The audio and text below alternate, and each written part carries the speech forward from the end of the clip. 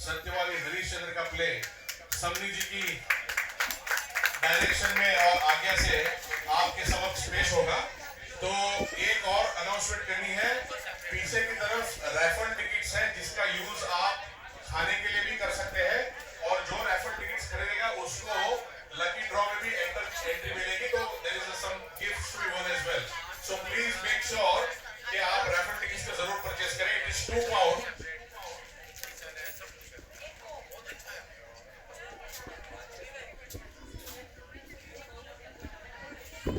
Can all the participants be seated in the first two rows?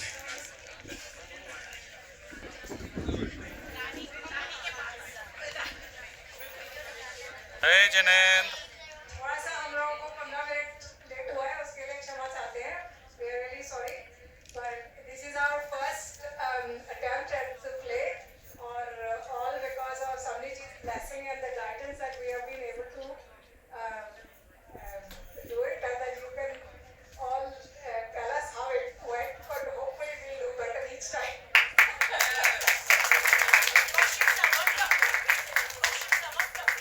Thank you so much.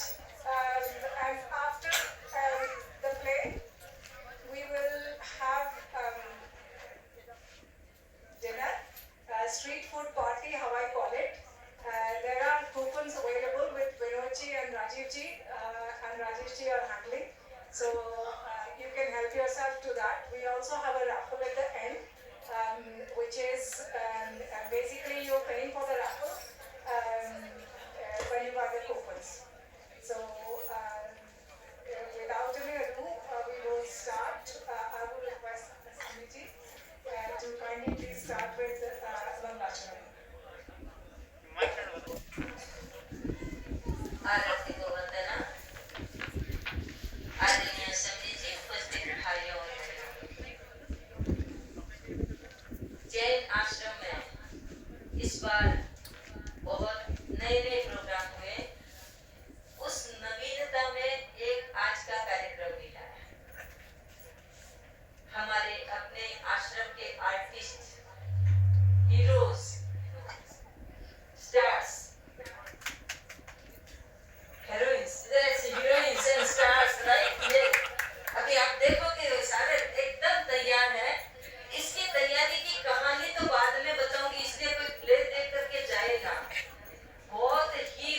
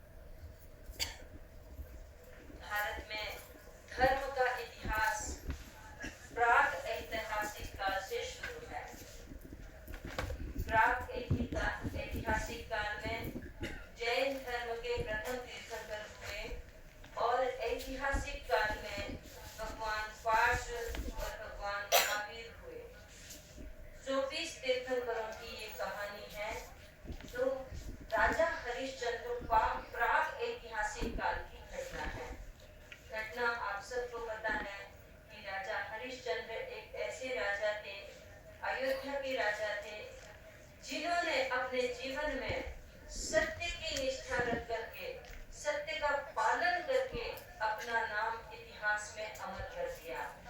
यद्यपि वहाँ का इतिहास उतनी दूर का इतिहास रिटर्न में हमारे पास नहीं है, लेकिन जो प्रेजेंट इतिहास 5000 वर्षों का इतिहास हमारे सामने जो है उसमें महाराजा हरिश्चंद्र की पौराणिक कथा का वर्णन मिलता है। तो ये एक ऐसे राजा की कहानी है जो इंसान को प्रेरणा देता है कि सत्य में निष्ठा रखने से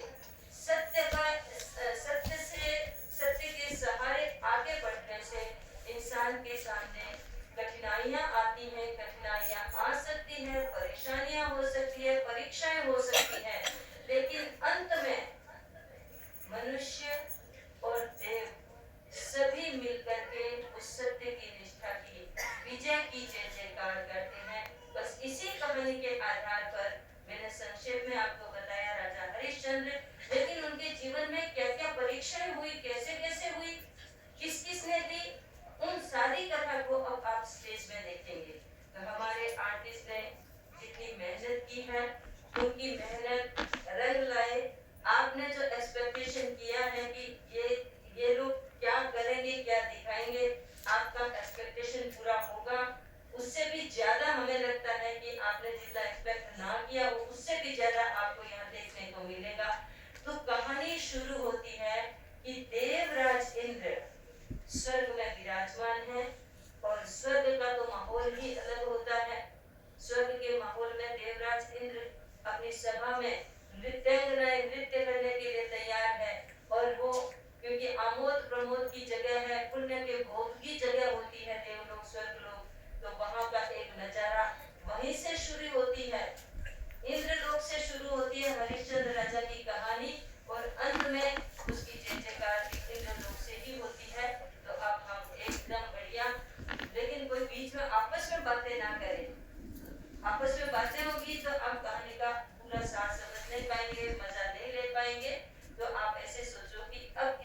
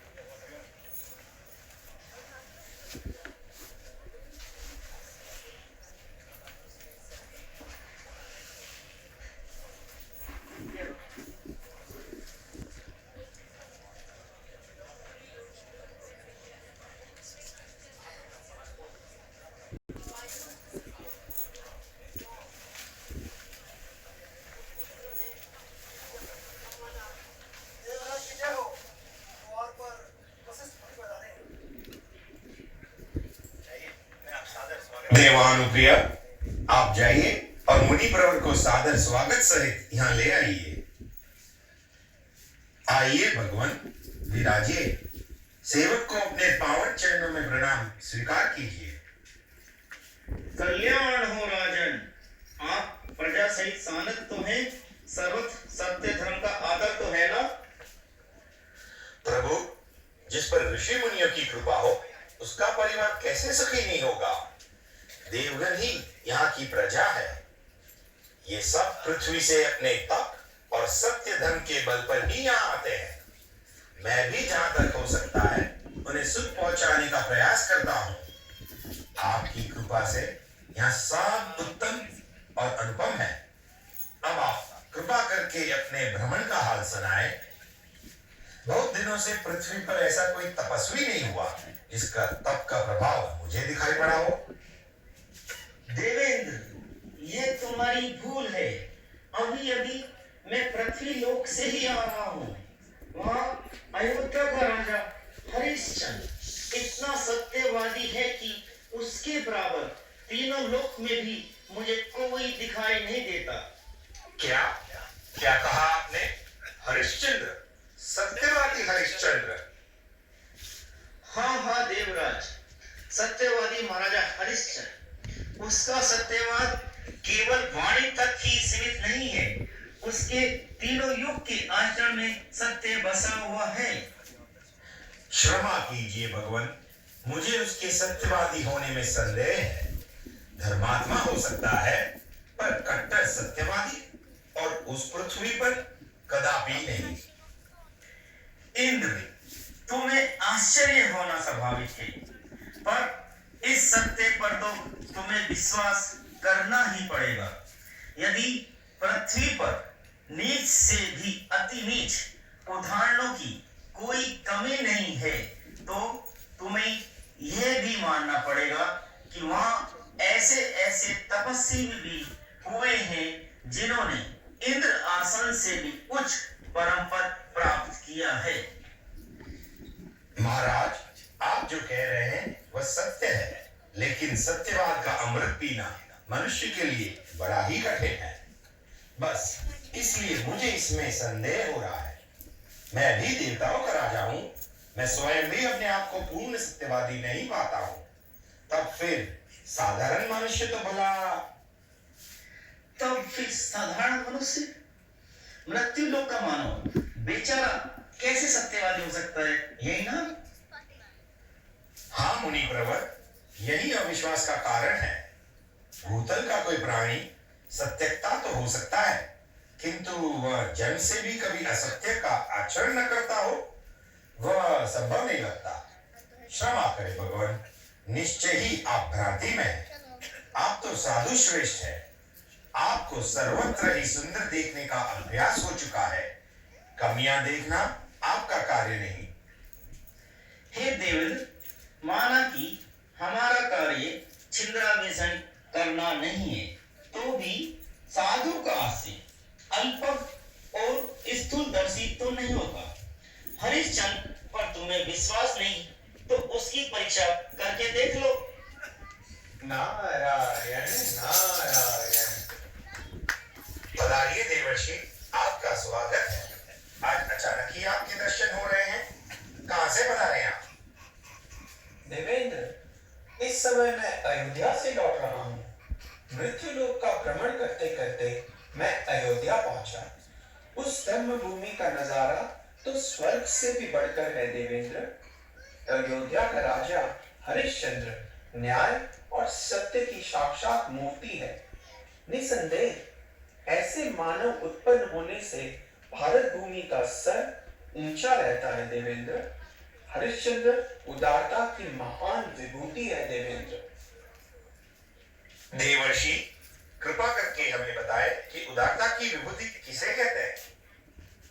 जिसका भीतर बाहर एक जैसा हो, समग्र ज्ञान के अनुसार आचरण हो, अधिकार में क्षमा, विपत्ति में धैर्य, संपत्ति में विनय और युद्ध में जिसकी स्थिरता हो, ऐसे मनुष्य सृष्टि के रत्न होते हैं। हरिश्चंद्र में ये सब गुण पूर्ण रूप से विद्यमान है। दान करके कभी संतोष नहीं करते। उन्हें नहीं लगता कि मैंने कुछ दिया। यदि कोई इंसान ऐसी मांग करे जिससे दाता को सर्वस्व हानि होती हो, तो वह देगा या नहीं? क्यों नहीं? वे देते समय यह भी ज्ञात नहीं करते कि मांगने वाला क्या मांगेगा और क्या मांगेगा, और वे यह भी याद नहीं रखते कि आज तक उन्होंने कितना दिया। देवर्षि ठीक कहते हैं देवराज। महाराज हरिश्चंद्र को अपने गुणों से कोई नहीं डिगा सकता। नारायण नारायण। मुनिश्रेष्ठ, क्या ये धरती के प्राणी इतनी तपस्या, दान, धर्म का आचरण स्वर्ग प्राप्ति के लिए करते हैं? नारायण नारायण। महाराज हरिश्चंद्र जैसे लोग स्वर्ग जैसी तुच्छ वस्तु के लिए ऐसा नहीं कर सकते। जो अपने निर्मल चरित्र से ही संतुष्ट है, उन्हें भला ऐसा करने की आवश्यकता ही क्या है? कहो, क्या बात है? आज कितना सुंदर अवसर है। साधु शिरोमणि विश्वामित्र जी भी आ पहुंचे। देवानुप्रिय, अब आप जाएं और उन्हें सादर स्वागत पूर्वक सभा में ले आए। पधारिए भगवान, इस सेवक को अपने पूज्य चरणों में प्रणाम स्वीकार करें। निश्चय ही आज मुझे कोई महान उपलब्धि होने वाली है। साधु महात्मा का दर्शन शुभ का प्रतीक है। आपके पावन चरणों में मेरा कोटि कोटि प्रणाम। कल्याण हो देवेंद्र, कल्याण हो। अब जाने की आज्ञा दे देवराज। जैसे आपकी इच्छा। हमारी क्या इच्छा? अब तो आपकी ही इच्छा है कि हम यहाँ से चले जाएं, क्योंकि आप तो अब विश्व के अमृत इन विश्वामित्र जी की महाराज हरिश्चंद्र को कष्ट देने की सलाह कीजिएगा। उसमें हमारा क्या काम हो सकता है? नारायण नारायण। पर याद रखे देवेंद्र, विपत्ति में ही सत्य का साक्षात्कार होता है। अग्नि में तपकर ही सोने की चमक बैठती है। नारायण नारायण। भगवान, आज कैसे इस सेवक पर कृपा हुई? ऐसे ही इधर से निकला था, सोचा आपके दरबार से होता चलो। बड़ी कृपा की प्रभु। आज ऐसे समय आपका शुभागमन हुआ है, जबकि मैं बड़ी उलझन में पड़ा था। कहो, क्या बात है? वशिष्ठ जी के होते हुए भी किस बात की उलझन है आपको? वशिष्ठ जी के कारण ही तो मेरी उलझन बढ़ गई है। अभी अभी अयोध्या के महाराज हरिश्चंद्र के सत्यवादी होने के संबंध में बात चल रही थी। इनका कथन है कि हरिश्चंद्र पूर्ण सत्यवादी है, मन से, वचन से और कर्म से। पर मेरा इसमें संदेह है। संदेह होने की ही तो बात है। एक साधु के लिए भी सत्य का संपूर्णतया निर्वाह करना सर्वथा संभव नहीं। फिर हरिश्चंद्र, मृत्युलोक का वह तुच्छ मानव पूर्ण सत्यवादी कैसे हो सकता है? मैं भी महात्मा वशिष्ठ जी के इस मत से सहमत नहीं हूँ। हरिश्चंद्र वशिष्ठ जी का परम भक्त शिष्य है। संभव है ये अपने भक्त की कीर्ति का प्रसार कर रहे हो। ऐसा है तब तो मुझे कोई आपत्ति भी नहीं। नहीं नहीं, ऐसा नहीं है देवेंद्र। मैंने जो कहा है बिल्कुल ही सत्य है। मैं अपने शब्दों को फिर से दोहराता हूँ कि वे पूर्ण सत्यवादी है। उसे आप परीक्षा की कसौटी पर परख सकते हैं। अवश्य ही मुनिवर, मैं परीक्षा करूंगा। देखता हूँ आपका शिष्य कहाँ तक सत्यवादी है। साधारणतया अपनाया हुआ सत्य तब तक महत्वशील नहीं होता जब तक वह कठिनाइयों की कसौटी पर कसकर खरा सिद्ध नहीं होता। जाओ विश्वामित्र, जाओ। तुम्हारी कठिन परीक्षा से मुझे भी सुख मिलेगा, क्योंकि मैं सत्य का प्रेमी हूँ, झूठे भक्त का नहीं। तुम कितने भी परीक्षा कर लो, मुझे कोई रोष नहीं होगा। वशिष्ठ जी, मुझसे परीक्षा लेने की बात आप मत कहिए। क्यों बेचारे को बैठे बिठाए दुख में डाल रहे हैं? जब मैं परीक्षा लूंगा, विपत्ति के बादल बरसेंगे, व्यथाओं की बिजलियां गरजेंगी, आपदाओं की आंधियां चलेंगी। जब ये सब सहन नहीं होगा तो उत्तेजित होकर वह ऐसी ज्वाला उगेगा जिससे उसका सर्वस्व नष्ट ही हो जाएगा। उसको कष्टों से करुणा के रोंगटे खड़े हो जाएंगे, साहस भी कांप उठेगा और धीरज तो ऐसा करा उठेगा कि कोई सत्ताधारी होने का संकल्प भी नहीं करेगा। सत्य का संपूर्ण निर्वाह करना कोई हंसी खेल है? फैलने दो उसकी कीर्ति, देखता हूं कहां तक फैलती है। उस नर रत्न को देव रत्न सिद्ध करने की व्यर्थ चेष्टा न करें, अन्यथा आपको भी दुख होगा। कभी नहीं, ऐसा कभी नहीं होगा। अगर उसने सचमुच सत्य को हृदय से स्नेह किया है तो फिर सत्य उसकी रक्षा करेगा, वह अपने धर्म में खरा उतरेगा। अच्छा, तो मैं जाता हूं। अवश्य जाइए। क्या ही आनंद रहा। मेरा सारा संकट ही टल गया और मुझे कुछ भी नहीं करना पड़ा। दो दाढ़ी और जटाएं क्या खूब आपस में उलझ गई। अब सांप भी मर जाएगा और लाठी भी नहीं टूटेगी। हमें तो जाकर सुख की नींद सोना चाहिए। आराम से देखेंगे आगे क्या होता है।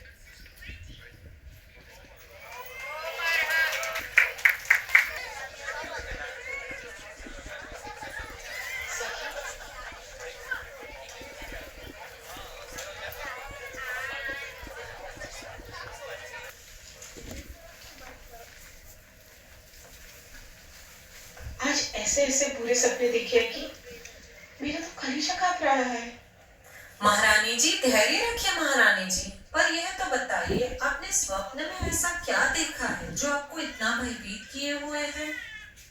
मैंने स्वप्न में महाराज को पूरे शरीर पर भस्म लगाए देखा है।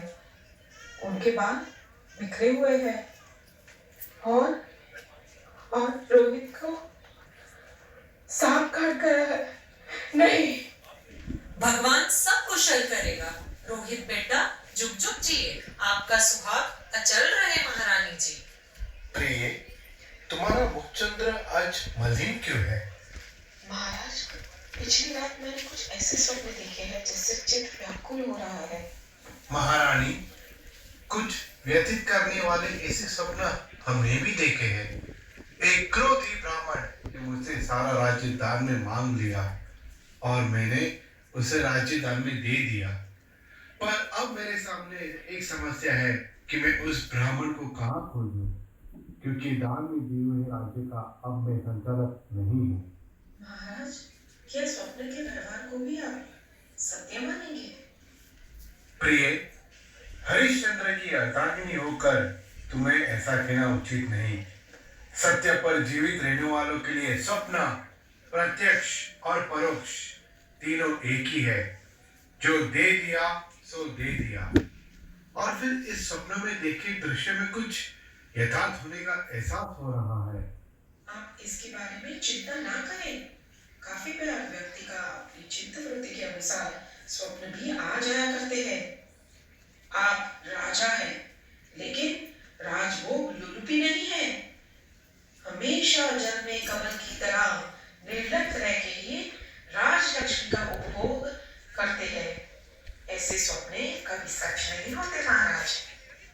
तारे शास्त्र बताते हैं कि रात्रि के 4 प्रहर में से जो स्वप्न अंतिम प्रहर में यानी सूर्योदय के समय आता है वह तत्काल फल देने वाला होता है। मैंने यह स्वप्न ठीक इसी परिस्थिति में देखा है। द्वारपाल जाओ, महामंत्री, सेनापति और राजपुरोहित को हमारा संदेश दो कि महाराज ने आपको शीघ्र उपस्थित होने का आदेश दिया है।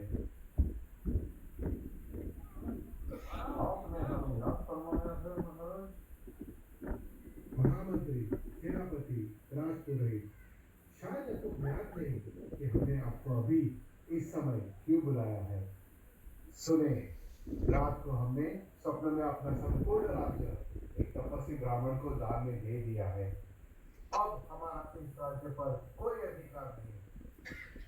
यह आप क्या कह रहे हैं नरेश? स्वप्न की बात को सच मानकर इतना बड़ा त्याग कुछ समझ में नहीं आ रहा है। हाँ महाराज, लोग क्या कहेंगे? सपने तो आते रहते हैं महाराज। कभी कभी तो ऐसे सपने आते हैं जिसका जीवन के साथ कोई संबंध नहीं होता। सेनापति, तुम ठीक कहते किसी पापी आत्मा या चंचल मन वाले को ही आया करते हैं, जो पूरी रात स्वप्न देखते हैं पर प्रातः उठने के बाद उन्हें कुछ भी याद नहीं रहता। मनस्वी लोग कभी कभार ही सपना देखते हैं जिसका सीधा संबंध उनके जीवन के साथ जुड़ा होता है। महाराज की जय हो। महाराज, एक ब्राह्मण आपने आपसे मिलना चाहता है, उसे सम्मान पूर्वक अंदर लाया जाए। प्रणाम महात्मा, अनुग्रह कर आसन ग्रहण करें। तूने मुझे पहचाना नहीं? महाराज, कुछ तो पूर्व परिचित लग रहे हैं पर पूरी तरह पहचान नहीं पाए। तू क्यों पहचानेगा? तू काहे को पहचानेगा? धिक्कार है तेरे मिथ्याभिमान को। ऐसे ही लोग पृथ्वी को अपने बोझ से दबाते हैं। अरे दुष्ट, तू भूल गया कल पृथ्वी किसको दान की थी? जानता नहीं मैं कौन हूँ? महाराज, क्षमा करें, आपको भला तीन लोगों में कौन नहीं जानता? अरे सत्य और दानशीलता का ढोंग करने वाले, ला जल्दी मेरा राज गया, वरना शाप देने के लिए मेरी दाहिनी भुजा उठ रही है। क्षमा करें महाराज, इतना क्रोध ना करें। यह सारी पृथ्वी आपकी ही है, मैं तो इसे दे चुका हूँ। इतने समय तक आप अज्ञात थे। अहोभाग्य है मेरा कि आपने स्वयं पधार कर मेरी समस्या का समाधान दे दिया। राजन, दानवीर कहलाने वाले, जरा अपने विवेक को जगा। कोरा दान किया जाता है कभी? दान के साथ कहाँ है दक्षिणा? मंत्रीवर, महाराज को खजाने से 1000 स्वर्ण मुद्राएं प्रदान करें। जो आज्ञा महाराज।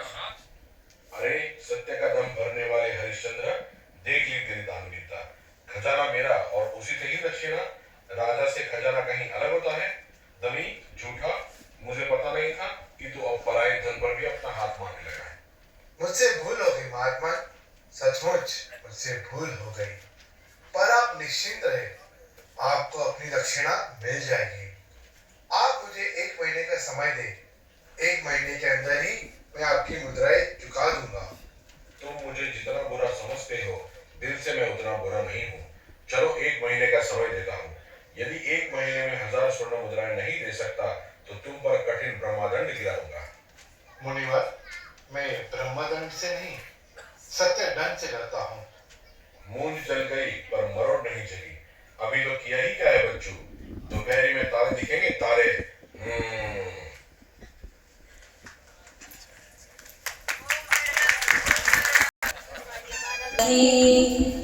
सारे जग में नाम कमाना, मेरे राज दुलारे। सारे जग में नाम कमाना, साहस दीप शिखाले कर में जीवन को चमकाना, मेरे राज दुलारे। इच्छा तू कुल तब उज्ज्वल, कीर्ति फैले धवल विमल। हरिश्चंद्र पिता का नाम, करना ऊंचे ऊंचे काम। प्यारे बेटे यह शिक्षा, हो सारी दुनिया रक्षा। निज कर्तव्य निभाना रोहित, बनना तुझे सयाना, मेरे राज दुलारे। मेरे राज दुलारे। सारे जग में नाम कमाना, साहस दीप शिखाले कर में जीवन को चमकाना, मेरे राज दुलारे। मेरे राज दुलारे। प्रिय, पधारिए मां। मैं कितना भाग्यशाली हूँ तारे कि मैंने तुम जैसी श्रेष्ठ नारी को महारानी के रूप में पाया। तुम एक नारी रत्न हो और साथ साथ श्रेष्ठ माता भी। अपने इस नन्हे चिराग को तुम संस्कारों की सरब से भरती ही रहती हो। नाथ, जो स्वप्न के विषय में बात हुई, उसके लिए आपका कोई निर्णय? यही कहने आया हूँ तारा, अब हमें इस महल में रहने का कोई अधिकार नहीं, और उस ब्राह्मण का भी यही आदेश है कि तुरंत नगर छोड़ दे। आप चिंता ना करें आर्यन, हम माँ बेटे तो इसके लिए तैयार हो चुके हैं। हाँ पिताजी, मैं भी आपके साथ चलूंगा। नहीं तारे, मैं तुम्हें और रोहित को साथ नहीं ले जाऊंगा। मेरी मंजिल निश्चित नहीं है। मेरा आगे का गंतव्य अंधकार से भरा है। तुम कहाँ दर दर की ठोकरें खाओगी? तुम मुझे यहीं से विदा दो और तुम रोहित को लेकर अपने मायके चली जाओ। तारे दे दो तुम आज विदाई, हंस हंस कर सहो जुदाई, मत करना रो रो कर तुम याद हो तारे मन में भरा गहरा अवसाद हो। कल तक थे हम राजा रानी, आज न भोजन पानी, सोना होगा भूमि पर कहाँ सेज सुखदानी।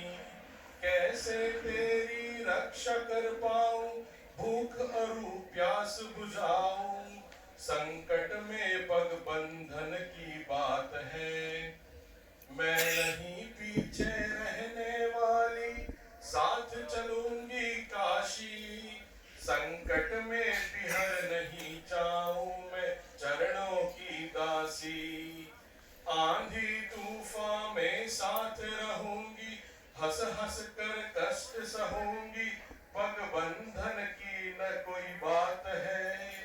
हो प्रियतम मैं भी चलूंगी, काशी साथ हो।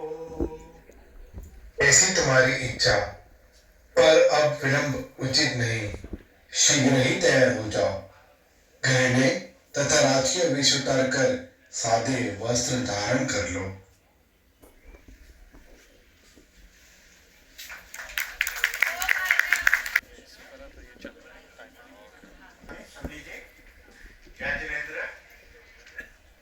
What can I say? Let me give you some background to this play. When Samniji came, the very first night we had a committee meeting and I suggested that there are two possible plays. One is for 2 hours, one is for 1 hour. And we had a problem how to fit it in. But my sincere thanks to the committee, they managed to fit that in. And what can I say about the story, the acting, the dress up? I don't know, somebody was asking me there, where did they get the clothes from? I said, don't ask me. Either they bought it or they made it themselves, but they look so professional. And the acting was excellent. What really impressed me was getting the whole community together, from little child to old man like me sitting there, which is unique. We have had plays here before, but this is the first time we had the play done by the Jain Ashram community. Sincere thanks to Samriji for making it possible. When they suggested that we can do this, there was interest shown, but I never knew that we can actually deliver it, and the effort gone behind this for other people representing Jain Ashram. So again, I didn't know that we have so much ability among you people. There isn't anything lacking. The only thing I'm concerned is lack of people attending it. Because the amount of effort that has gone to do this is phenomenal. And how the people are gelled together to act as one Jain Ashram community. So Samriji, grateful to you. I hope whether Samriji come or not, and we can take this further. We can always reach Samriji wherever they are, and we can always think about other plays. There are so many plays, and I'm very grateful to you, Samriji. Thank you very much. And all the participants, I'm really honored to know you. I couldn't even recognize him when I moved in. So please continue for the second half. I hope you're enjoying it.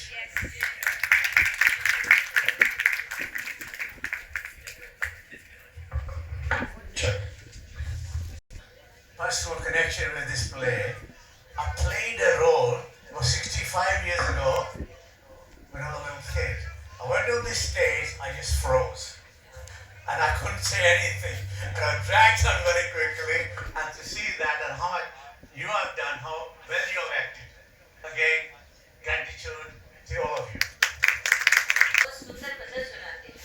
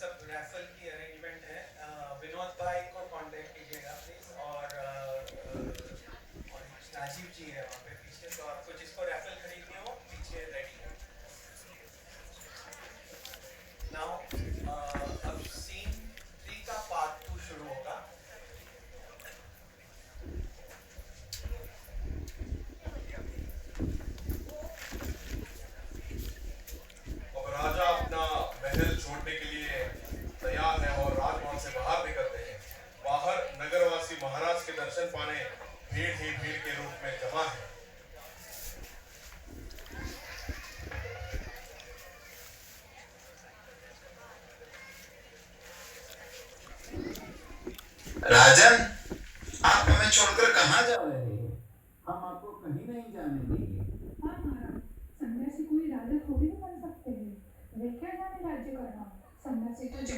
अच्छे लगते हैं। इस सिंहासन की सुलह तो आप ही है। हे नरेश, साधुओं को राज्य संचालन का अनुभव नहीं होता। हमारी यह स्वर्ग से अयोध्या नगरी उजड़ जाएगी। आपके बिना तो हमें भूख प्यास भी नहीं लगेगी। हम हड़ताल कर देंगे, धरना दे देंगे, आपने कहीं भी जाने देंगे। मेरे प्यारे भाइयों, आपका स्नेह देखकर मैं गदगद हूँ, पर आप लोग जानते ही हैं अपने इस हरिश्चंद्र को, जो अपने वचन और प्रण की खातिर राज्य तो क्या प्राण भी त्याग सकता है। आप सब निश्चिंत रहे, महाराज विश्वामित्र आपकी खूब देखभाल करेंगे। महाराज, आप जंगल में रहे और हम घरों में कैसे निश्चित रह सकते हैं? जहाँ आप जाएंगे वहाँ आपकी प्रजा भी जाएगी। हाँ महाराज, जहाँ आप जाएंगे वहाँ आपकी प्रजा भी जाएगी। जहाँ आप रहेंगे वहाँ हम रहेंगे। जो आप खाएंगे वही हम खाएंगे, जो आप करेंगे वही हम करेंगे। ए हरिया, जाते जाते तू मेरी राज्य व्यवस्था को मत बिगाड़। मेरी भोली भाली प्रजा को गुमराह मत कर। निकल जा यहाँ से। पिताजी, क्या यही बात में राज करेंगे? इनकी आंखें तो देखो, गुस्से से कितनी लाल हो रही है। आप तो कहते थे महात्मा राजाओं से भी बड़े होते थे। उन्हें तो राज्य सुख भी कुछ लगता है, पर इनको तो राज्य की कितनी लालसा लगी है। क्षमा करें प्रभु, बच्चे की नादानी पर ध्यान न दें। हम तुरंत नगरी छोड़ रहे हैं। हे मातृभूमि, मैं तुम्हें प्रणाम करता हूँ। मुझे शक्ति देना जननी, मैं अपना धर्म का मस्तक सदा ऊंचा रख सकूं।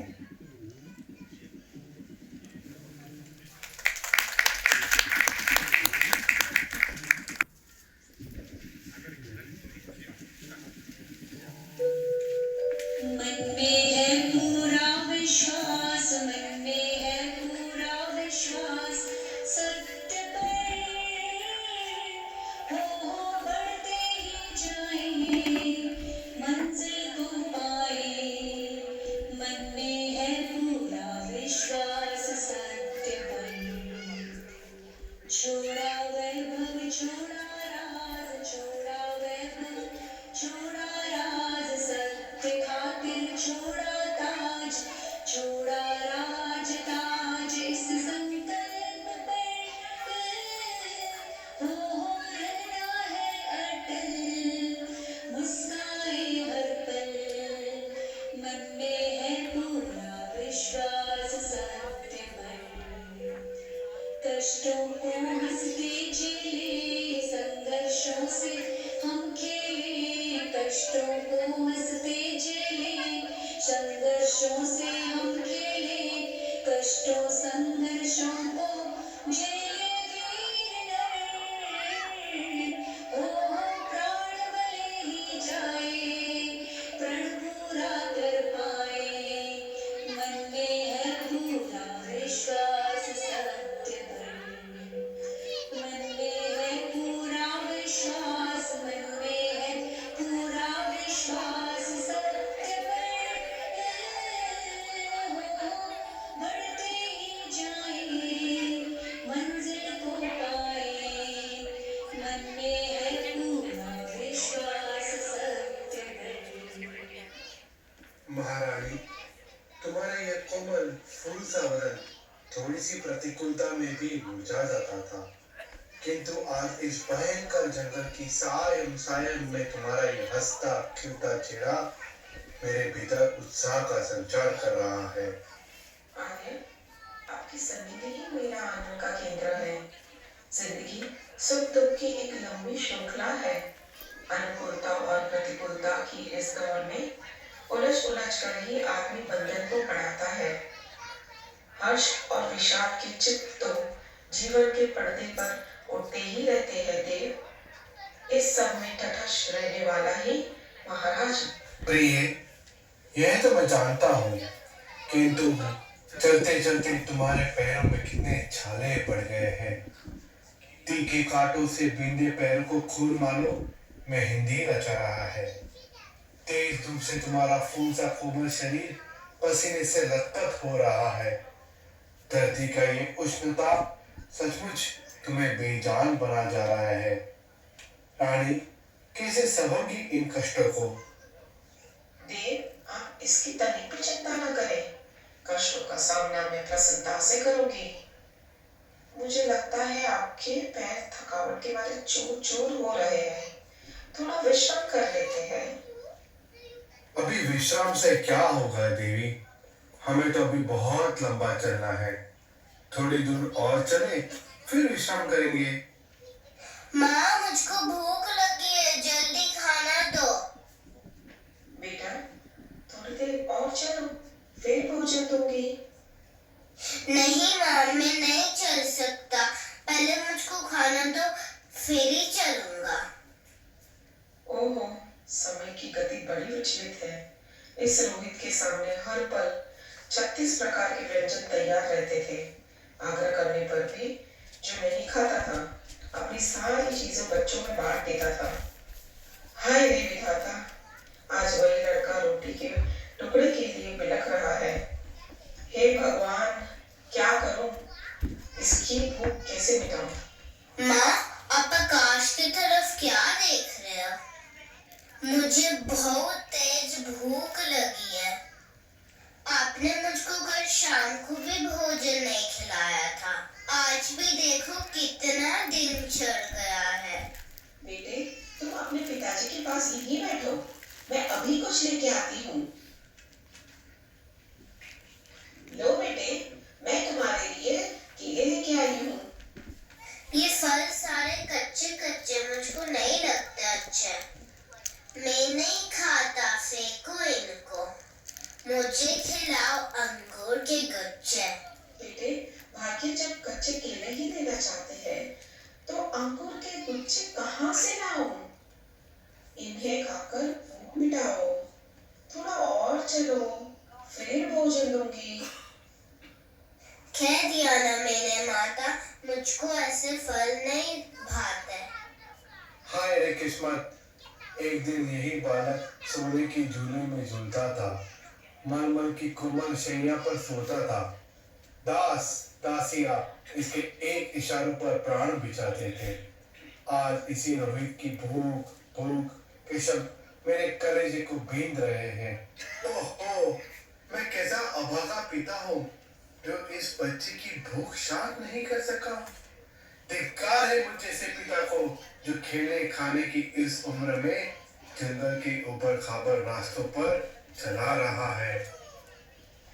आप लोग कौन हो और इस भयानक अटवी में कैसे आए हो?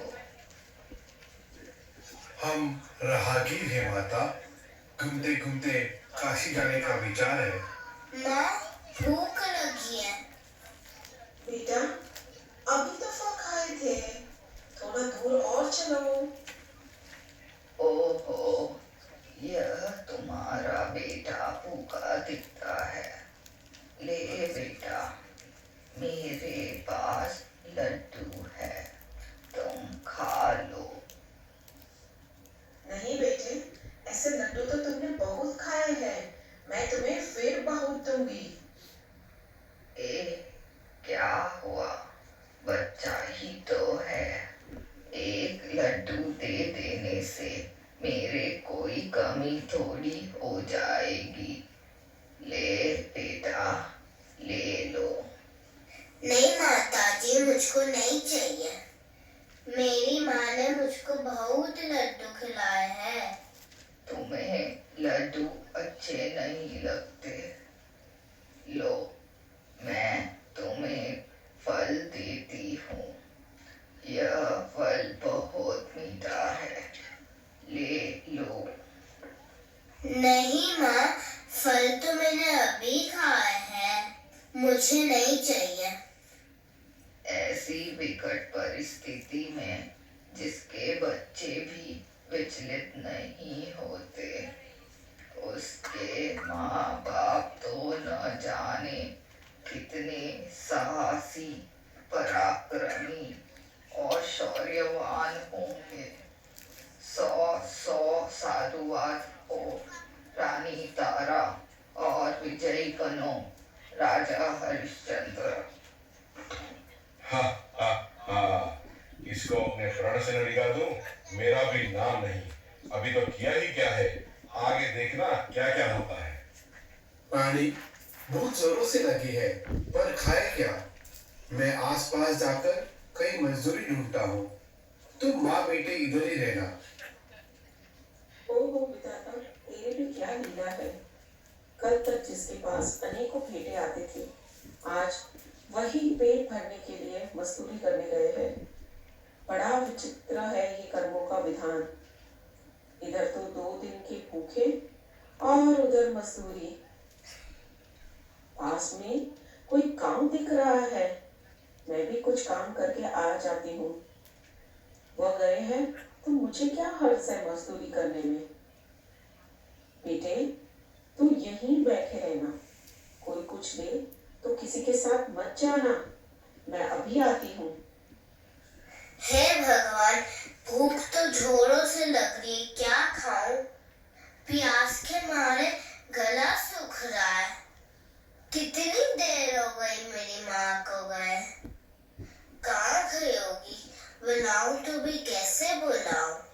माँ, ओ माँ, जल्दी आओ, मुझको भूख लगी है।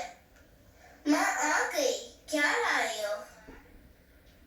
रोहित, मैं तुम्हारे लिए लड्डू लेके आई हूँ। लो बेटा, तुम लड्डू खा लो। तुम्हारे पिताजी आएंगे तब तुम्हें भोजन दूंगी। नहीं माँ, मैं अकेले नहीं खाऊंगा। पिताजी आएंगे फिर ही खाऊंगा। आओ, हम उधर बैठ के पिताजी का इंतजार करते हैं। माँ, देखो, पिताजी आ रहे हैं। पधारिए ना। कितनी देर हो गई?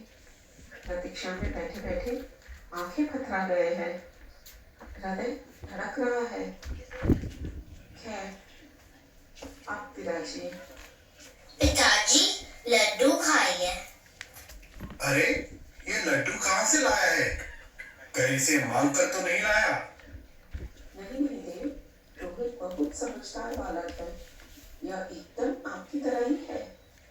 मांगना इसके स्वभाव में नहीं है। आप जब मजदूरी करने गए तब पीछे से मैं भी काम करने के लिए चली गई। उसी ने मुझे ये लड्डू दिया है। रानी, सचमुच नारी के रूप में तुम देवी का अवतार हो। सहिष्णुता और सेवा की प्रतिमूर्ति हो। ऐसा ना कहे देव, मैं ये सब कुछ नहीं हूँ। मैं तो केवल आपकी अर्धांगिनी हूँ। हर पत्नी का कर्तव्य है कि सुख और दुख में वह समान रूप में अपने पति का सहयोग करे। मैं भी अपना कर्तव्य का पालन कर रही हूँ, लेकिन मैं देख रही हूँ कि आपका चेहरा प्रतिदिन मुरझा जा रहा है। यदि उचित लगे तो मुझे बताइए। रानी, ऋण का भार मुझे हर घड़ी चिंतित कर रहा है। इतनी चिंता क्यों कर रहे हो आप? चिंता कैसे ना करूं प्रिय। अपनी आय तो केवल इतनी है कि अपना जीवन निर्वाह भी मुश्किल से हो पाता है, और फिर भला 1000 स्वर्ण मुद्राएं कैसे इकट्ठी कर पाऊंगा और कैसे ऋण उतार पाऊंगा? यदि हम सत्य पे अटल रहे तो एक दिन ऋणमुक्त अवश्य हो जाएंगे। हमारी अवधि तो पूरी होने को है। यदि तापस मुद्रा लेने आ गया तो, यदि मैं समय पर कर्ज ना उतार सका तो क्रोध में आकर वह तपस्वी हमें भस्म भी कर सकता है। प्रिय, मैं किसी सेठ की दुकान पर जाता हूँ। यदि मुझे कोई नौकरी रखकर 1000 मुद्राएं दे दे तो कितना अच्छा हो। पधारिए ना, आपका चिंतन सफल हो। देव, आपका चेहरा उदास क्यों है? खड़ी नींद के नीचे देव, आपका मुख क्यों आज उदास है? इस तेजस्वी चेहरे पे चिंताओं का आभास है, चिंताओं का आभास है। दर दर ठोकर खाई मैंने, खोई अपनी मजदूरी। सेठों से अपमान सहा, बन गई आज यह मजबूरी। ऋण की चिंता सिर पर जो तैनात है, समय पूर्ण होने को आया, चिंता की यही बात है। ना नहीं, नर बनकर मैं अपना कर्ज निभाऊंगी। कपड़े बर्तन और बुहारी करके कर्ज चुकाऊंगी। स्पष्ट बताती नाथ करो विश्वास है। संकट की बेला में प्रियतम मेरा ये आश्वासन है। हरिया, ओ हरिया, कहाँ छिपकर बैठा है? सुनता है कि नहीं? प्रणाम मुनिवर, आपने बड़ी कृपा की यहाँ पधार कर। कहिए आपकी क्या सेवा करूं? क्या तू नहीं जानती मैं क्यों आया हूँ? तेरे पति से कह दे मेरी 1000 स्वर्ण मुद्राएं दे, वरना अभी भस्म कर दूंगा। इतना क्रोध ना करें ऋषिवर। जब तक इस शरीर में प्राण है आपका कर्ज अवश्य उतारेंगे। आप हम पर दया करो। हमारे पास खाने के लिए रोटी भी पूरी नहीं तो 1000 मुद्रा कहाँ से लाएंगे? जब हमारे पास होगी हम पहले आपका ऋण उतारेंगे। क्यों व्यर्थ की बात बनाती है? घर बैठे बैठे मुद्राएं थोड़ी ही आएंगी। जा बिक जा बाजार में। चरणों में प्रणाम स्वीकार करें महात्मन। आप बेकार की ही चिंता कर रहे हैं। मुनि श्रेष्ठ ने हमें बहुत अच्छा मार्ग दिया है। आप मुझे बाजार में बेचकर मुद्राएं प्राप्त कर लीजिए और इनके ऋण से मुक्त हो जाइए। रंग महल में रहने वाली महारानी, क्या आज मैं तुम्हें पशु की तरह बाजार में बेच दूं? हे भगवान, यह धरती फट जाए तो मैं इसमें समा जाऊं। नहीं नहीं, तुमसे पहले तो मैं बिकूंगा। अजय, आप पहले बिक जाएंगे तो मुझे कौन मुक्त कराएगा?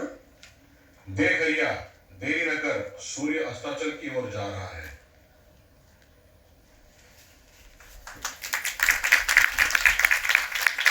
राजा रानी रोहित तीनों पहुंचते हैं। रानी नीलामी की वेदी पर पहुंचती है। बोली वाला बोली लगा। महानुभाव, आप तो दयालु है। इस बच्चे को भी साथ में खरीद ले, आपकी बड़ी कृपा होगी। काशी के नागरिकों, यदि आपको दासी की जरूरत है तो ये सौंदर्य की स्वामिनी आपके सामने है। जिसे भी खरीदना है आगे आ जाए और लगाए बोली। जो भी इसे खरीदेगा वो धनी हो जाएगा। तो आगे आए और लगाए बोली। है कोई? 50 मुद्रा से चालू करते हैं। 50 मुद्रा, 50 मुद्रा यहाँ पे। 101 मुद्रा, 201 मुद्रा, 251, 251, 251, 300 मुद्रा। ये आपके घर में काम भी करेगी। 351 मुद्रा, 351 यहाँ से। 401, कहाँ से बोल रहे हैं? 401, 501 मुद्रा। और है कोई? है कोई? 600 मुद्रा। पंडित जी आइए, पंडित जी। 600 मुद्रा एक बार। ये दासी आपकी हुई। से पूछ लो। तो पंडित जी ले जाए इनको और ध्यान रखिएगा, अपने जगह में पत्नी से संभालेगा। महानुभाव, आप तो दयालु है। इस बच्चे को भी साथ में खरीद ले, आपकी बड़ी कृपा होगी। मेरा बच्चा अभी छोटा है, अपनी माँ से अलग कहाँ रहेगा। आपका छोटा मोटा काम यह जोड़ जोड़ कर देगा। ऐसे तो ये बच्चा मेरे किसी काम का नहीं, फिर भी तुम पे दया करके मैं इसे खरीद लेता हूँ। बोलो कितना दाम है? 150 मुद्राएं। मैं तो इसके 100 ही दे सकता हूँ। माँ, हो सके तो कभी कभी दर्शन दे देना। मैं आपके बिना कभी नहीं रही। नारी का सर्वस्व पति ही है। दासी बनने में मुझे कोई दुख नहीं। दुख तो केवल बिछोड़ का है।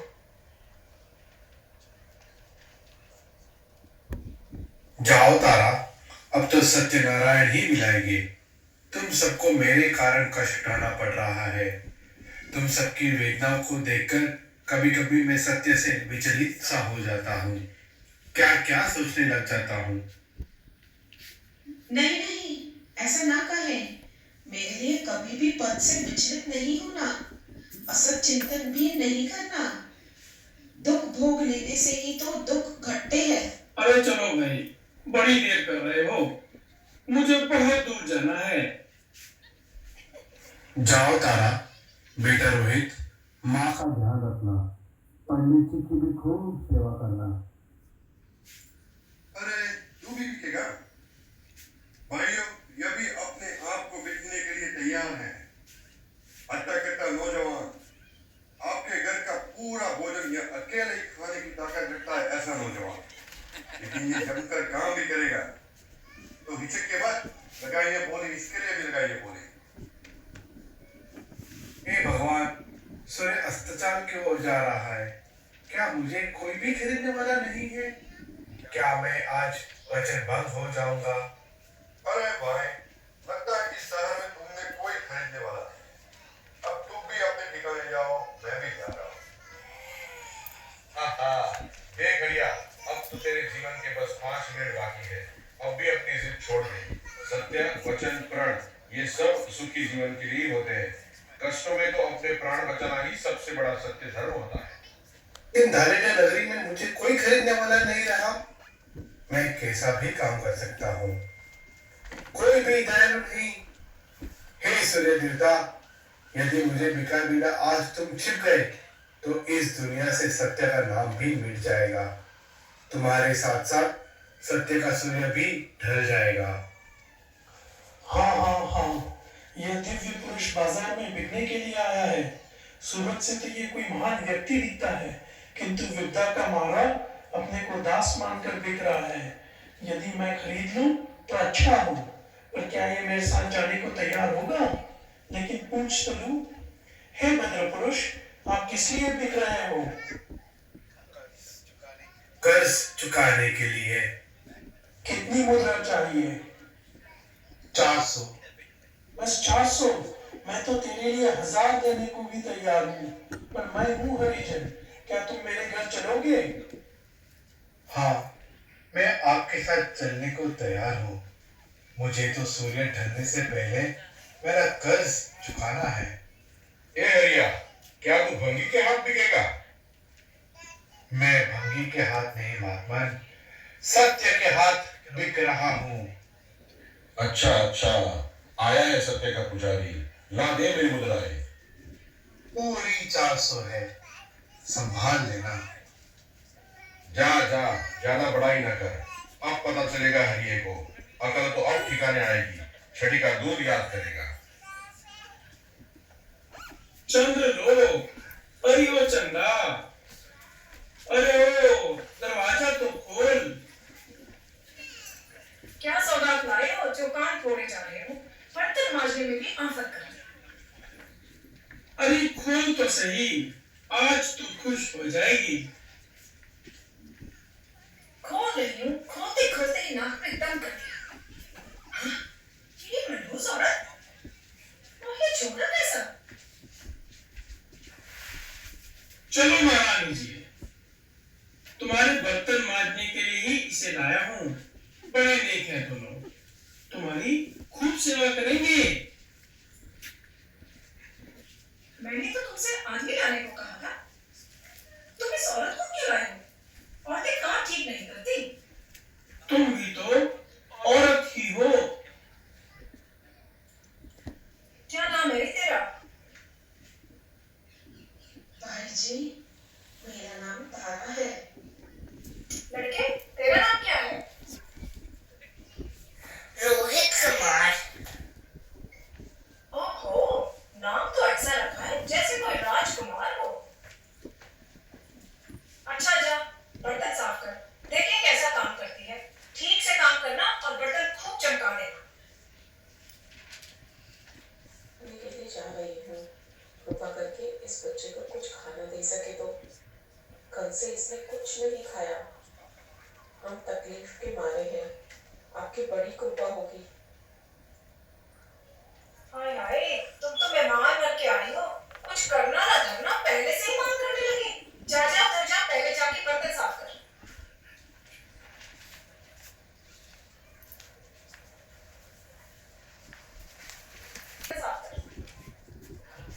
नहीं नहीं भाई जी, आप कष्ट न करें, मुझको बिल्कुल नहीं भूख लगी।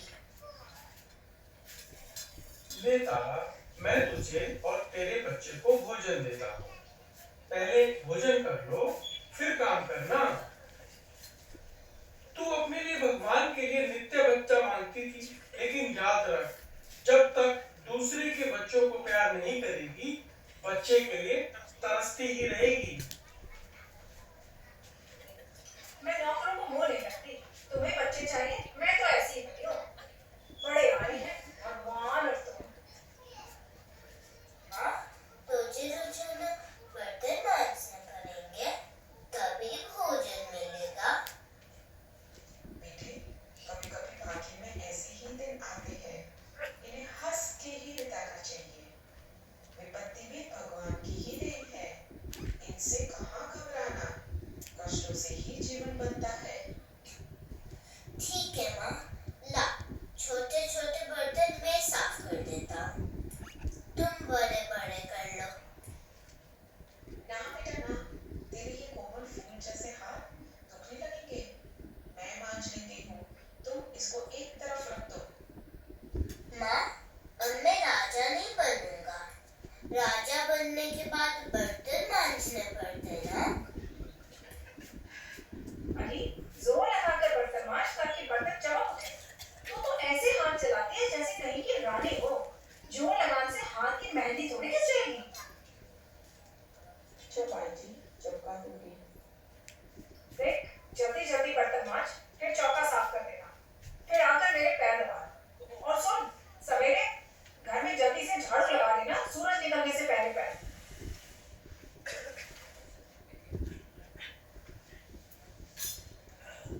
अरे जोर जोर से दबाना।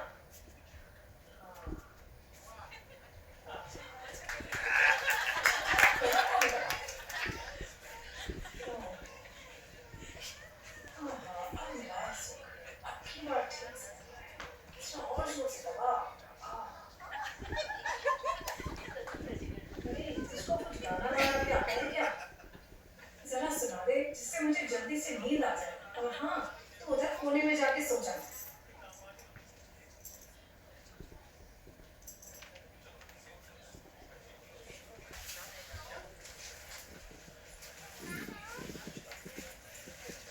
सुनती है क्या? क्या सुनो, सुनते सुनते कान बहरे हो गए हैं। मैं इसे 400 मुद्राओं में खरीद कर लाया हूँ। बड़ा दिव्य पुरुष है ये। तू इसके सुख दुख का ख्याल रखना। प्रणाम माता जी। हैं? क्या कहा? 400 मुद्राओं में खरीद कर लाए हो? तुम्हारी अक्ल पर पत्थर पड़ गए हैं क्या? ऊपर से कहते हो इसका ध्यान रखना, काम मत करवाना। काम नहीं करवाऊं तो क्या इसकी पूजा करूं? चुप चुप, ज्यादा बकबक न कर। हे देव पुरुष, आप आराम से इस घर में रहें। ये ऐसे ही बकती रहती है। बहुत दिनों के बाद कितने दिन हो गए हैं घर की रोटियां खाते खाते। कभी काम को हाथ भी लगाता है, काम चोर कहीं का। आज्ञा करें माता जी, मैं क्या करूं? आपके पतिदेव तो मुझे कुछ भी नहीं करने देते। फरमाइए, यह दास आपकी सेवा में प्रस्तुत है। दिखता नहीं तुझे? सारे मटके खाली पड़े हैं, जाकर कुएं से पानी ले आ। जो आज्ञा, अभी लाता हूँ। राजा पानी लेकर आ ही रहा था। अरे, ऐसे जोरदार इतनी देर कहाँ लगी?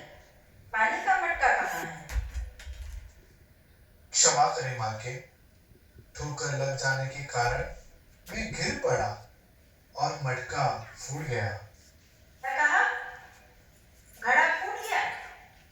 पहले पानी लेने भेजती तो ना जाने कितने घड़े फोड़ता। रोता जाए, मरे की खबर लाए। तेरी पानी लाने की इच्छा ही नहीं थी। ए दुष्टा, क्या बकवास करती है? अरे इससे झगड़ा करते तुझे शर्म नहीं आती? दिन भर लड़ाई, रात भर गालियां। कभी कोई अच्छा काम भी किया है आज तक? जा, निकल जा मेरे घर से। मुझे नहीं चाहिए तेरी जैसी औरत। नहीं स्वामी, आप माता जी से कुछ न कहें।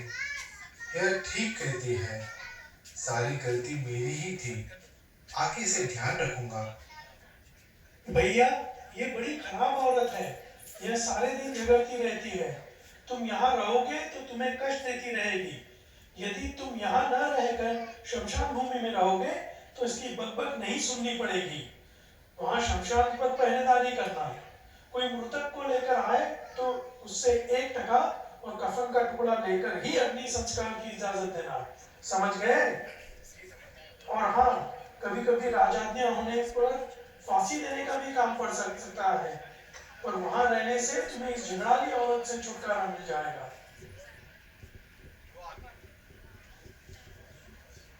राजा शमशान भूमि में पहरा देने का कार्य करता है।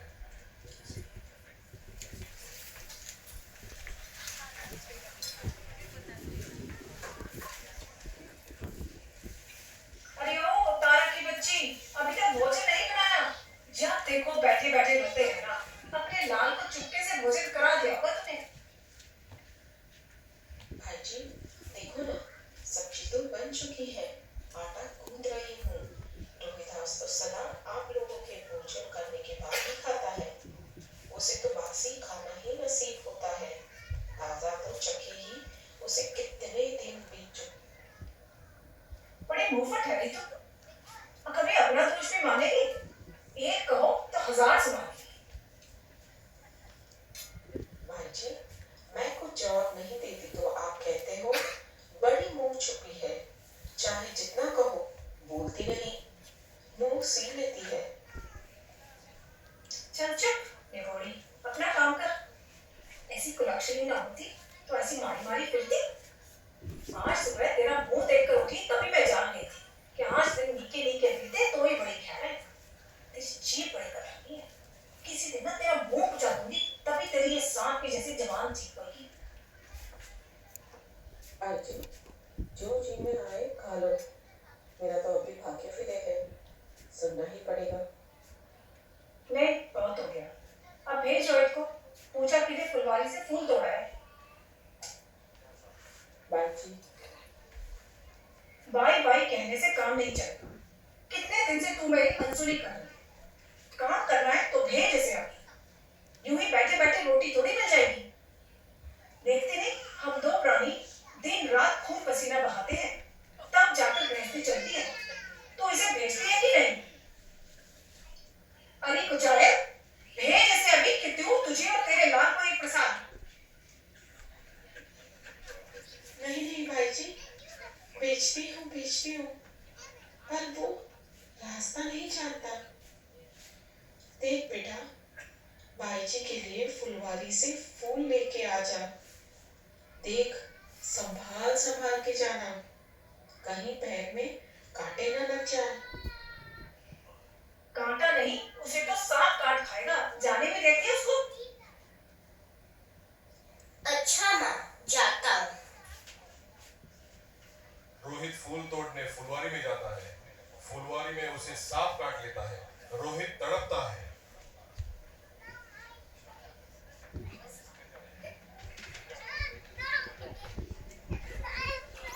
अरे तारा, कहाँ मर गया तेरा लाल? आज मेरी पूजा। भाई जी इसे अशुभ वचन मुख से ना निकालो। आने दे उसे। आज तेरे सामने ही उसे मार मार कर जी झंडा कर। मेरी पूजा का समय ही खराब कर दिया। मेरे भगवान भी बिना भोग लगाए बैठे हैं। वो कहती थी ना उसे मत भेजो, मेरा तो जी घबरा रहा है। रोहित कहीं रुकने वाला तो नहीं? चलो कोई।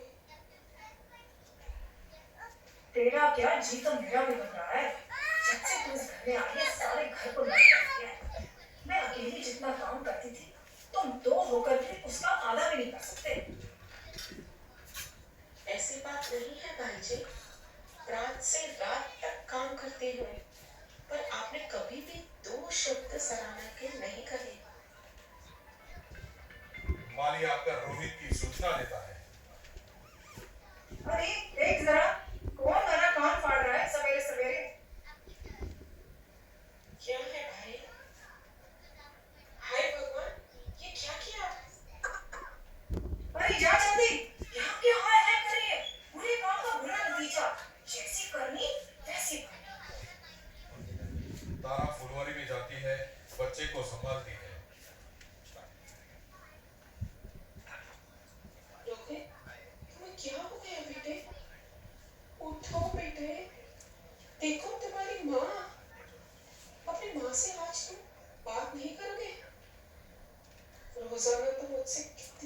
मीठी बातें करते थे, आज तो क्यों नहीं बोलता? रुके रुके रुके बाजी तुम्हारा बेटा बूढ़ा कहाँ है?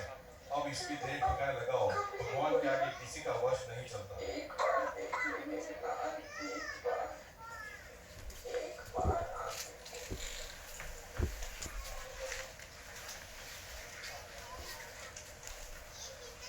मिल गई, यही है, पकड़ो इसको। और हाँ, मुझे क्यों पकड़ रहे हो? मेरा बेटा बर्तन पे पड़ा है, इसके लिए ही मैं। चल चल कार, हम सब ने तुझे देख लिया है।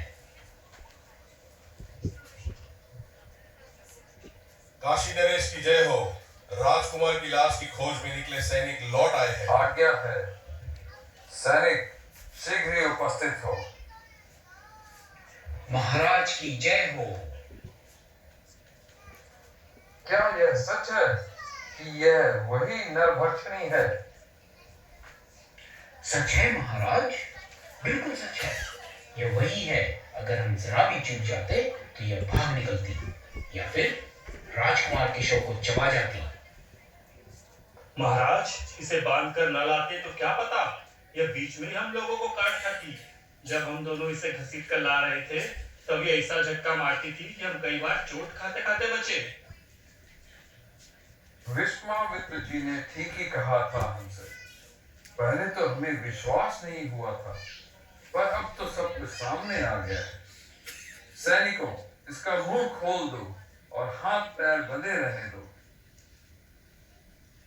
हे भगवान, अभी भी प्राण नहीं निकलते, अभी भी मुझे चिल्ला रहे हो? क्यों री नरभक्षणी, तूने यह पाप क्यों अपनाया है? जब आपने मेरी बिना सुने ही मुझे दोषी ठहरा दिया, तो इससे बढ़कर मेरा दुर्भाग्य क्या हो सकता है? आप राजा होके भी न्याय नहीं कर रहे हैं राजन। तू तो बड़ी वाचाल है। तूने इस नगर के कितने बच्चों को खाया है, मेरे राजकुमार को भी नहीं छोड़ा। आज तू रंगे हाथ पकड़ी गई। पिशाचों जैसे कर्म करने वालों को क्या मैं रानी कहकर पुकारूं? मुझे रानी कहने वाले आप जैसे नहीं होते हैं राजन। आप तो मेरे कुछ सुनते ही नहीं। कह, तुझे क्या कहना है? मेरा पुत्र सांप के काटने से छल बसा, उसकी क्रिया करने शमशान पे गई, तो मुझे क्रिया नहीं करने दिया। आपको विश्वास ना हो तो पता कर लो। ये एकदम झूठ है महाराज। हम लोग जब इसके पास पहुंचे तब यह कुमार को अपनी गोद में उठाए हुए थी। ये सच है नरेश, पर वह शव मार्ग पे पड़ा था। उसे मैं टकरा के गिर गई थी। अंधेरा होने के कारण मैं उसे देख ना सकी, लेकिन जब टटोल कर देखा तो वो एक बच्चे का शव था। पहले तो मुझे लगा कि वो मेरा बेटा है जो पीछे आ रहा है, किंतु थोड़ी देर बाद मुझे ज्ञात हुआ कि वह तो किसी और अभागिन मां का गोद सुना कर चुका है। एक दुखी आत्मा दूसरी दुखी आत्मा की पीड़ा जानती है। तो तूने पहले यह समझा कि तेरा ही पुत्र मरघट से जीकर आ गया है, क्यों? जी महाराज। कितनी बढ़िया कहानी गढ़ना जानती है। तुझे अपने विषय में और कुछ कहना है? इसे घसीट कर मरघट पर ले जाओ और इसका सिर कटवाकर उसे नगर के बीच चौराहे पे टांग दो, ताकि भविष्य में कोई भी ऐसा पाप करने का दुस्साहस न कर सके। अच्छा ही है, हमारी मेहनत बची। जानती है हम तुम्हें कहाँ लिए जा रहे हैं? वहाँ बच्चे खाने को नहीं मिलेंगे। वहाँ तो तलवार की जीभ तेरा खून पिएगी, जैसा तेरी जीभ ने बच्चों का पिया है। मैं जानती हूँ मैं कहाँ जा रही हूँ। अब वहाँ जाने में ही मुझे सुख है। यह धरती तुम जैसों के लिए ही स्वर्ग है। चंडालिनी, हमें ही झूठा बना रही है। ले चलो इसे घसीट कर, ताकि मरने से पहले भी थोड़ा सा अपने किए का फल भी चख ले। उधर राजा तारा के न लौटने की मैं चिंतित हो रहा है। क्या हुआ? अभी तक तारा लौटी नहीं। कहीं उसने आत्महत्या तो नहीं कर ली? अगर उसके कोमल हृदय से मेरा कठोर कर्तव्य व्यवहार ना साफ आया हो तो? किस सोच में पड़ा है हरिया? ले, तेरा आज शिकार आ गया। क्या बात है सरकार? ले निकाल अपनी तलवार, एक ही झटके में इस नर बख्शिनी का काम तमाम कर दे। आज रात ये राजपुत्र को मार कर ले गई, उसे खाने ही जा रही थी कि पकड़ी गई। हरिजन ने कहा है, मैंने ये काम हरिया को सौंप दिया है। ये लो सरकारी फरमान, और ये रहा हरिजन का निशान। अब जल्दी कर। जो आपने नौकराना, एक पति के लिए मैं स्वयं ही आ गई। अपने पुत्र और पत्नी को एक साथ अग्नि देकर मेरी पीड़ा का सदा के लिए अंत कर दीजिए। हे प्राणेश, मुझे इससे बढ़कर और क्या क्षमा मिल सकती है? वरना आप मुझ पर कभी विश्वास न करें। मेरे मरने के बाद इनसे सारी कथा सुन लेना। मैंने ऐसा कोई पाप नहीं किया है इससे मेरी आत्मा मुझे धिक्कारे। मैं चाहे कुछ भी समझूं, लेकिन मुझे अपना कर्तव्य तो करना ही पड़ेगा। मुझे तुमसे सभी प्रकार से संतोष है। लो, अब भगवान का नाम लो। हे भगवान, मुझसे कोई अनजान में अपराध हुए हो, मुझे क्षमा कर दीजिए। मेरी धर्मनिष्ठा, सत्य आचरण के आप ही रक्षक हो प्रभु। लीजिए, मैं तैयार हूँ। अरे, मेरी तलवार क्यों नहीं उठ रही है? अच्छा, मुझे तुम दिख रही हो। चलो, मैं आंखों पर पट्टी बांध देता हूँ। तुम मुझे नहीं दिखोगी तो मैं अपना काम आसानी से कर सकूंगा। हे भगवान, मेरी सहायता करना, मेरे काम में सहयोग करना। है? ये क्या? छोड़ो मेरा हाथ। कौन हो तुम? सत्यवादी महाराज हरिश्चंद्र की जय। कहाँ है राजा हरिश्चंद्र? ये तो हरिया है। बस हो चुका महाराज, आपकी परीक्षा हो चुकी। क्षमा करें महाराज, मेरे कारण ही आपने ये सब कष्ट उठाए हैं।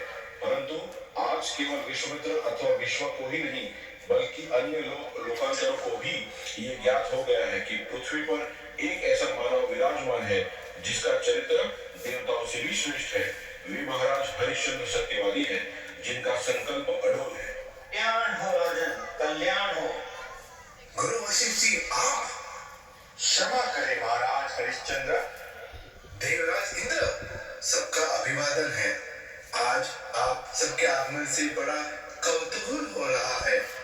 आपसे कौन सा अपराध हुआ है जिसके लिए आप क्षमा मांग रहे हैं? मेरा तो अहोभाग्य है कि दुख के समय में आप सबने पधारकर मुझे दर्शन दिए हैं। अरे हरिश्चंद्र, दर्शन देने नहीं, दर्शन करने आए हैं। तुम्हें कष्ट मिला, इसके कारण भी हम ही हैं। अब रानी और पुत्र सहित जाकर अयोध्या का राज्य संभालो। प्रजा आपका इंतजार कर रही है। नारायण नारायण। क्यों विश्वामित्र, क्यों देवराज इंद्र? मन की साध मन में ही रही कि उसे पूरा भी किया।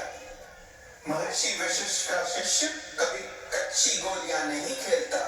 मृत्युलोक के इंसान को सत्यवादी मानने में आपको कष्ट हो रहा था, लेकिन अब इनके सामने क्षमा मांगने में लज्जा का अनुभव नहीं हो रहा।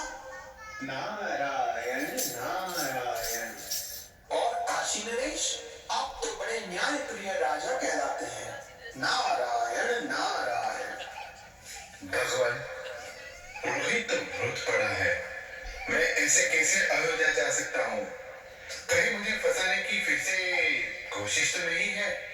ये सब क्या हो रहा है? कुछ नहीं राजन, यहाँ सत्य की जीत हो रही है। आप रोहित की बात कर रहे हैं? रोहित को कुछ भी नहीं हुआ, वह तो सो रहा है। जरा पुकार कर देखो।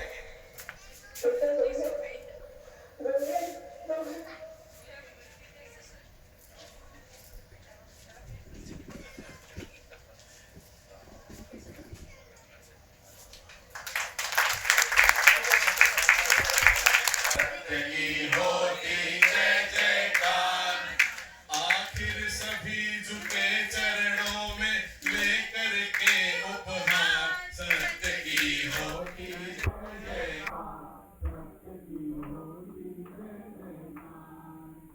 सत्य के लिए राज को छोड़ा, गाया सुख से मुखड़ा मोड़ा, बिका हरिजन के घर जाकर, काम किया शमशान घाट पर, फिर भी डटे रहे पट पट पर, हुआ सत्य पाता, सत्य की होती जय जयकार, सत्य की होती जय जयकार। जो नर प्रण के पक्के होते, दीप सफलता के वो होते, उनका उज्ज्वल निर्मल जीवन